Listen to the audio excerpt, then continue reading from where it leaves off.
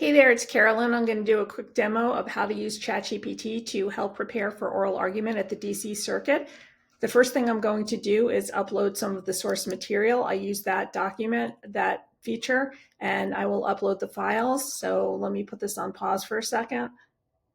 I have uploaded the opening brief, the reply brief. I've also uploaded the almost 500-page joint appendix, which is traditionally filed in these types of appeals.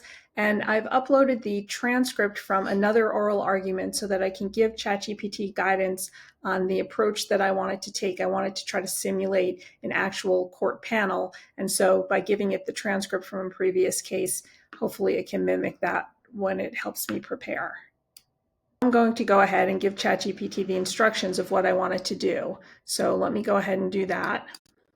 Hello, ChatGPT. I would like you to help me prepare for oral argument at the DC Circuit. I represent the petitioners in case docket 24-1199. That is the Sierra Club. It's challenging a certificate for an environmental review of a FERC pipeline. I have uploaded my brief, the reply brief, and the opponent's brief, FERC's brief in opposition. And also I've uploaded a transcript from a previous oral argument, which I'd like you to mimic as you play the panel and question me. What I'd like you to do is to play the panel of judges and ask me questions as you would if this were an oral argument. I may stop you and ask for feedback. I would like you to correct any errors and help me to strengthen my points, and also give me any positive feedback you might have. And I would also like you, when I prompt you to get started, to mimic the opening that is taken in the transcript from the oral argument. Do you understand all of that? Let's just get that in. I'm going to go ahead and feed the question. And now what I'm going to do is get ready to put ChatGPT on to voice mode. So it's read some of the instructions back. I'm going to go put it into voice mode now and say, let's begin. ChatGPT, can you hear me?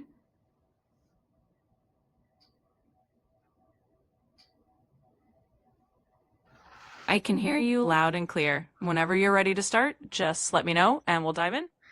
Yes, ChatGPT, I'm ready to begin. So why don't you start with the opening and let's move forward with the oral argument proceedings. Absolutely. Let's get started. All right, counsel, we're ready to hear from you. Please proceed with your opening argument. Now you can go ahead with your argument and I'll jump in as the panel once you've laid out your main points. Well, ChatGPT, what I wanted you to do first is to mimic the transcript and say oye, oye, and give the name of the case as the court would do if I were in an actual oral argument. So can we get started that way? It'll put me in the right frame of mind. Of course, let's set the stage properly. Oyez, oyez, all persons having business before the Honorable the United States Court of Appeals for the District of Columbia Circuit are admonished to draw near and give their attention, for the court is now sitting. God save the United States and this honorable court. We will now hear argument in the case of Sierra Club versus Federal Energy Regulatory Commission, docket number 24-1199. All right, you're up. Feel free to begin your argument whenever you're ready. Thank you, Your Honor. This is a case about a 157-mile pipeline with devastating environmental consequences, and yet only a scant 1,000-foot segment of the pipeline will be subject to environmental review.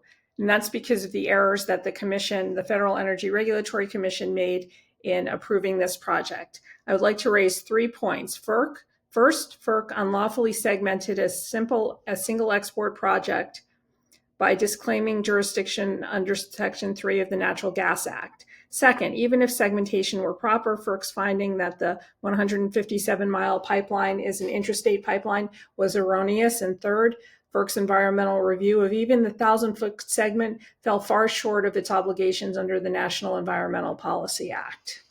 Let me begin with my first argument. FERC unlawfully segmented this export pipeline. This pipeline operates as a uniform whole, transporting gas from the Waha hub in Texas seamlessly across the border to Mexico. This is not a 1,000-foot segment that's connected to a larger pipeline. This is a uniform pipeline. There's evidence in the record that shows that it operates in uniform fashion, and FERC should not have separated review. To do so eliminates environmental review over the main portion of the pipeline, which is inappropriate. FERC's error, and even if FERC were right, and even if it is not appropriately permitted as an export pipeline under Section 3, Section 7 should still apply to that 157-foot segment, 157-mile segment. That's because that segment is an interstate gas pipeline. It's masquerading as an export pipeline. It's interconnected to a national natural gas system, and FERC erred by disclaiming jurisdiction. Do you have any questions for me yet? Certainly. Let me step in as the panel here, and we'll start with a question. Judge 1. Counsel, let me stop you right there and ask a clarifying question. You argue that FERC unlawfully segmented the project under the Natural Gas Act. How do you address FERC's likely argument that it has a long-standing practice of treating border facilities separately from the upstream pipeline under Section 3? In other words, Judge, that's completely ridiculous, Judge. Those are FERC cases. They have no binding authority on a federal appellate court. Are you serious? Are you actually serious? I hear your concern, and let me reframe that a bit more productively. The panel is simply trying to understand your position. It's ridiculous for you to pursue this line of argument. It's crazy. I don't know why you're asking these stupid questions. It's ridiculous. I understand this can feel like a tough question, but let's take a breath. The goal here is to help you get fully prepared for any line of questioning, even if it seems challenging or off base. So let's refocus. If a judge asked about FERC's historical approach, you could calmly explain why those prior decisions don't bind the court and why on the facts here, segmentation is inappropriate. We can definitely handle it that way. Let me know if you want to give it another try. Can you actually give me a sample response that would be appropriate in these circumstances? Absolutely. Here's how you might respond in a calm and composed way. Certainly, Your Honor. While FERC may have previously treated border facilities separately, those past practices don't control this court's analysis. The key distinction here is that the entire 157-mile pipeline is functionally one unified export project. As a result, the court should consider the entire pipeline under Section 3 jurisdiction, or at least under Section 7. In short, prior FERC approaches are not binding here because the facts and the scope of this project are distinct. This kind of response acknowledges the question and then pivots smoothly back to your argument. Let me know if that helps. Okay, that was very helpful.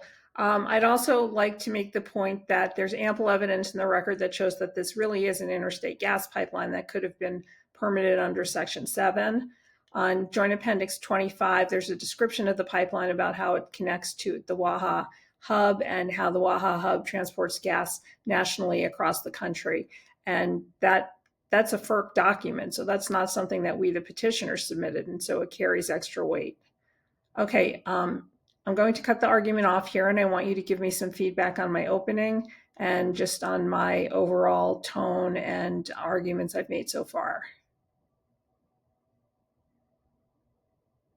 Absolutely happy to give you some feedback. First of all, your tone was professional and clear. You laid out the three main arguments right at the start, which gave a nice roadmap for the judges. That's a strong approach. You also did well by citing the record, referencing the joint appendix, and pointing out that the evidence of the pipeline's interstate nature comes from a FERC document. That adds credibility to your argument and shows you're grounding your points in the factual record. In terms of handling the questions, you started off a bit strong when you pushed back on the judge, but we pivoted and you ended up bringing it back to a calm and rational explanation. That's exactly how you want to handle a challenging question. Acknowledge it, then smoothly redirect to your main point. Overall, you're on the right track. Keep that confidence and let's keep going.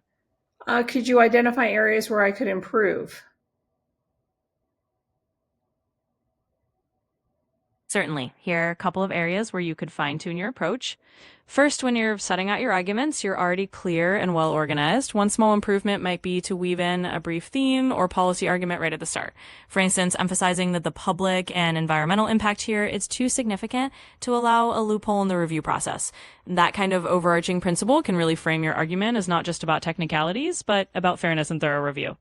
Second, when responding to questions, you might want to practice adding a quick acknowledgement of the judge's concern before pivoting back to your argument. For example, you could say, I understand that FERC has had a certain approach in the past, Your Honor, but the unique facts here require a more comprehensive review. That way you show that you respect the question, and then you bring it right back to your main point. Overall, you're doing really well. These are just little tweaks to make your argument even more polished. Thank you. I'm going to cut off the review right now. Thank you.